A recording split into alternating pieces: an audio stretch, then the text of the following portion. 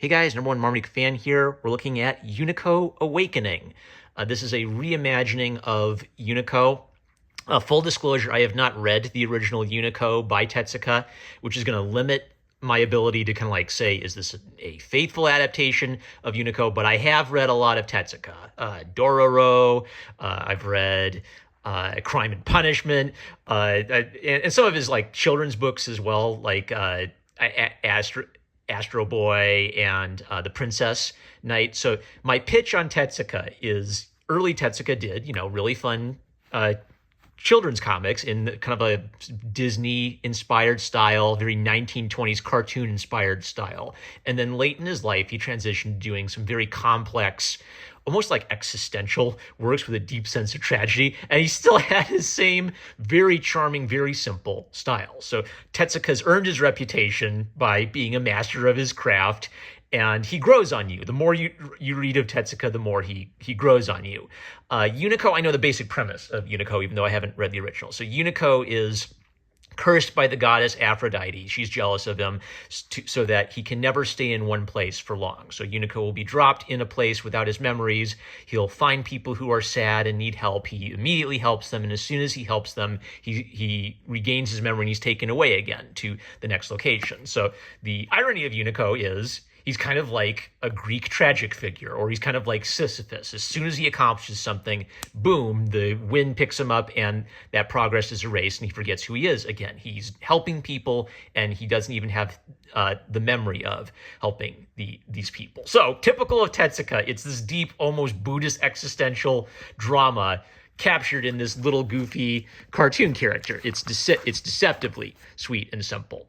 Now, one of the beautiful things about that is, even though it's kind of a Sisyphus tragedy, Unico is in a way overcoming the Sisyphean tragedy, even though he's cursed essentially to never be able to stay in one place too long. Every place he goes, he's helping people across time and space forever, right? So the premise of this book is, what if Unico could finally break out of that cycle? Which is kind of interesting. It's like, what if there could be a happy ending for Unico? But did Unico need a happy ending? Or is that cycle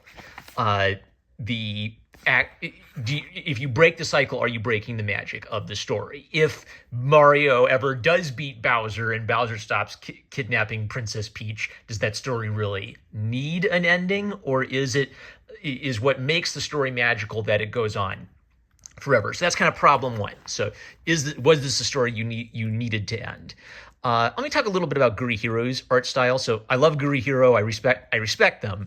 I'm not sure this is quite the right fit for Tezuka. So Tezuka has a very simplistic cartoon style, and it's deceptively simplistic. He's using bare bones essentials of cartooning to tell really big, expansive stories. Gurihiro are more sophisticated illustrator type artists. Now, I do like that for the designs of Unico and the cat characters, they are bringing a kind of, Tezuka-esque simplicity to the design.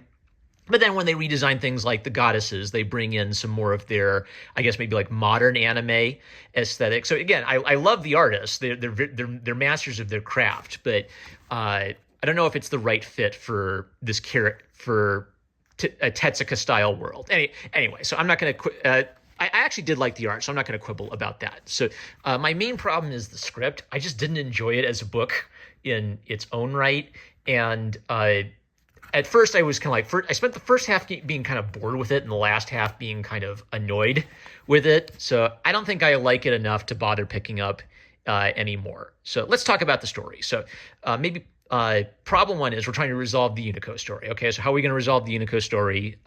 Zephyrus, the West Wind, feels regret because she's the servant of Venus. She's taken pity on Unico, so rather than just take Unico to the end of time and drop him there, she's come up with the plan of bringing Unico to different places until he regains his memory and then moving him to another place. So she's found a way to try to spare Unico from Venus's wrath, but she's sort of recognized that her solution is essentially trapped Unico in a cycle, and so she is seeking a way to free Unico from this. This means that the West Wind story is somewhat disconnected from Unico's story. So Unico explores the town, has no memory of who he is, and he meets a cat. So the cat, Chloe, has this very sort of simple philosophy of life. I'm a watch cat. A cat's job is to watch out for raccoons and protect its owner. So the cat is owned by kind of like a loving but maybe kind of like weak-willed man and his belligerent fat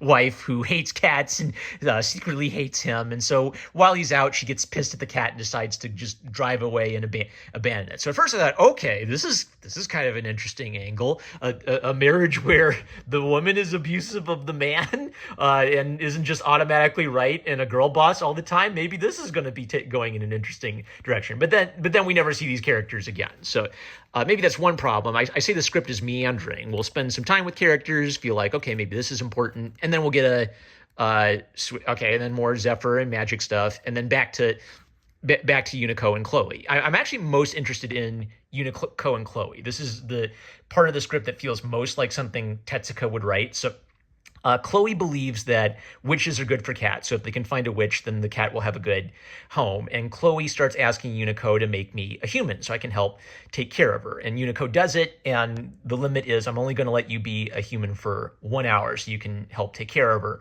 And of course, Chloe wants to be a human more and more and more. And Unico's hesitant to do this because it doesn't feel right. You're not a human, you're a cat. So I shouldn't just be poofing you into a human all the time.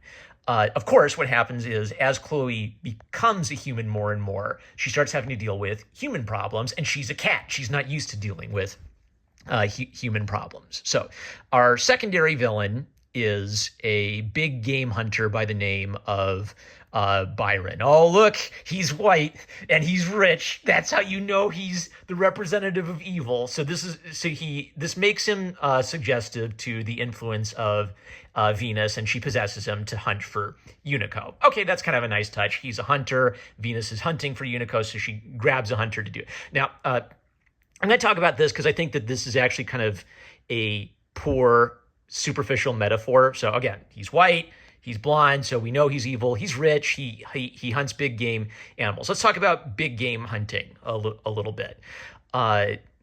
This book actually textually uses the fact that he's a big game hunter as a representation of how he is the worst in humanity. And there's like a whole subplot where he's asking human Chloe out, and he's like possessive, and he wants to own her as his little songbird. So even though Venus is possessing him, the idea is that Byron's evil traits are what make him susceptible to Venus's to Venus's control. So him being white and male and rich, that's the subtextual stuff. Textually, what's represented as him being evil is him being a hunter. All right, I get it. Let's talk about the big game hunting ethical dilemma from a different perspective because I want to bring it back to here. So C.S. Lewis was not a big fan of animal testing. He thought animal testing was cruel, and even if needed, maybe to like cure cancer or something, would have to be done in like the most circumspect results possible, because Lewis believed that animal testing was a precursor to human scientific testing, which is kind of an interesting angle because you wouldn't think of, you generally, if you kind of have the dumbed down left versus right distinction, you think of, well, the right, they're kind of libertarian, they're for animal testing, and the left, they're kind of like animal rightsy, so they're not for animal testing. And Lewis sort of blows up that left-right distinction. The issue is more complicated than being simplified down to a left-right thing. So I kind of sympathize with the idea of, yeah, we should treat animals with a degree of respect. I don't think it says much about your capabilities as a hunter if you can shoot an elephant and you have a gun and the elephant doesn't, right? So, but did you know that big game hunters are some of the biggest supporters of conservation efforts? What? That doesn't make any sense. Well, yeah, because if you want to big game hunt, you have to make sure that the animal doesn't go extinct, and so you want there to be a lot of that animal so that you can hunt it. So even though I'm not a big game hunter, it's not as simplistic as, hunters, just big game hunters, they're just shooting all the elephants, they're going to shoot all the elephants. Ironically, rich guys wanting to hunt elephants helps out the elephant population because the rich guys then spend a lot of time and money making sure there are elephants to hunt. So the point I'm trying to get at is the world is more complicated than that. And there are ways that their metaphor break down. So he's bad because he's a hunter. So what are some of the bad things he does? Well, he hunted a wolf. He hunted a bear. Now, this is a populated region. So, if a grizzly bear is walking around the woods in a rural town, you shoot the bear. That doesn't make you the representative of what's wicked, of what is wicked in humanity. So the metaphor is falling apart. We're looking at the animals and saying, oh, look, they're like Disney animals. They talk and they love each other and they have families, and the big mean hunter's coming along to kill them. But then the hunter's doing perfectly reasonable things like controlling violent predators that can kill human beings in the immediate vicinity of a human population. So when they dumb him down, let me fast forward to where this becomes textual. So of course, Chloe the cat, she when she's a human, she starts having feelings for Byron. He invites her over to his house, and when he invites her into his house, she sees his trophies, and she's a cat, right? So she's a talking cat, so she sees this as a bunch of innocent creatures who've been killed. And Byron gives what is basically a Marxist critique of white cis heteronormative patriarchy. He explains that, I earned these trophies. These are a representative of my achievement. Humans are the way we are because we established who is prey and who is predator. So here's the problem. Bears in real life eat people. As they're mauling you to death, you're screaming the whole time they're mauling you to death. So it is literally true that one of the reasons we can have a civilization is that we have made sure that getting eaten by a bear is not a problem that we have in civilization anymore. So I can even resonate with the idea that hunting an animal for sport when you don't need it to eat isn't really a representative of, it doesn't mean any it doesn't contain a deeper spiritual value. I value animal life, but then we're flattening that down to killing anything for any reason in any context is the same as hunting purely for sport. So and on top of that, of course, we have the racial and the feminist angle that he's a privileged English country gentleman.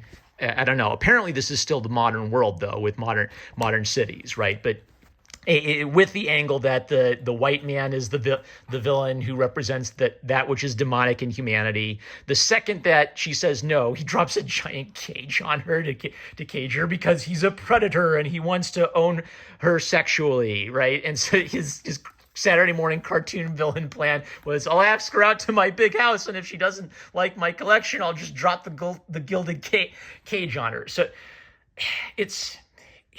Okay, Tezuka would take a deep idea and communicate it to a child. So one of the reasons I love Crime and Punishment is Tezuka's notes on it is, we always do the same kids' books for these comic adaptations. I thought I'd just try adapting Crime and Punishment because I'd never seen anyone adapt that as a comic before. And when Tezuka adapted Crime and Punishment, I don't think Tezuka was a Christian, but he respected the Christian source material enough to preserve that in his adaptation of it. And it's a really good adaptation. He is literally trying to take a extremely hard Russian novel and explain it visually at the level a child can understand. This feels like we're the opposite, where we're taking a deep idea, but then we're simplifying it to the point where the idea doesn't communicate anything of value anymore. We just have our hammy, rich white male is the bad guy. Of course, the heroic little cat, he turns out to be a brown guy. So good guys are always brown, bad guys are... I'm sick of it. There has to be a way to deal with these topics at a level beyond Saturday morning cartoon villain. So I didn't enjoy it. My rule is if I don't enjoy something, I don't buy it and make myself hate read more of it. It was kind of boring. The first half of the book, I was bored before the Byron, and that whole thing started to annoy me. And that was probably why. If I was enjoying myself for this chunk of the book, maybe the Marxist deconstruction of white male privilege wouldn't have bothered me so much in the second half of the book. But I'm not going to be picking up anymore. That's it. Love you guys. Catch you later.